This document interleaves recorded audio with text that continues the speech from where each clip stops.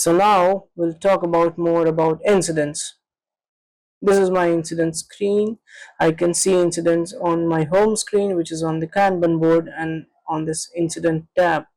So incident tab gives me a list view of the incidents. If I just click on this one incident, I'd be able to see what all it has. So this incident was created by system, and system assigned an incident commander. This Emma Rodriguez is my incident commander, and the activity would show on. You'd be able to see so many activities done by the incident commander.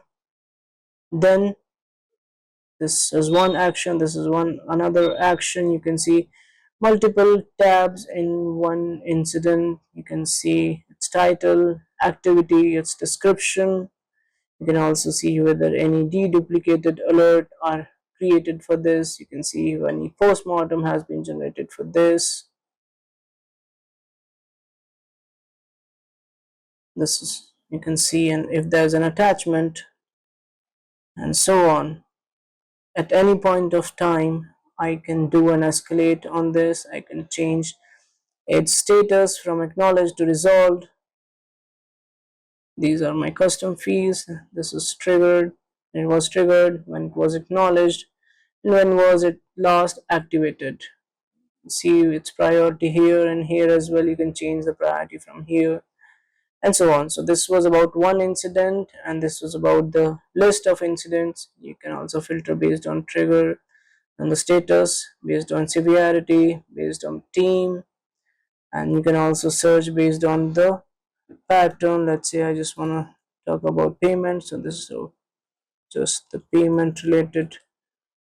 Let's say if I want to talk about payment, so these are just payment related incidents. You can see now coming to the home page, you can see the Kanban board view of the same incidents. You can directly go from put it and drag and drop from here to there. An incident can be moved from trigger to acknowledged to resolved state.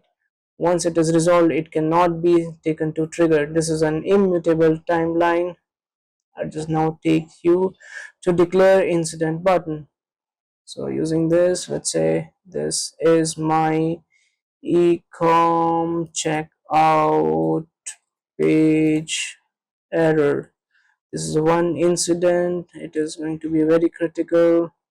I just, let's say, write an incident summary that my checkout page is giving me 403 when I try to do a payment. And I can just go ahead and let's say if I know the team, I would just assign checkout team and do a declare incident, and this incident is now created. A default incident commander has been assigned this ticket. A channel has been created in Slack. You can see a Slack channel name. You can just directly go and click and go to the Slack channel directly. So it assigns to the users and creates the channel for each incident. Incident commander has been assigned. You can see duration of the ticket. You can see when it was triggered, last activity just now, the AI agent. This is the RCA part. We'll talk about more this later.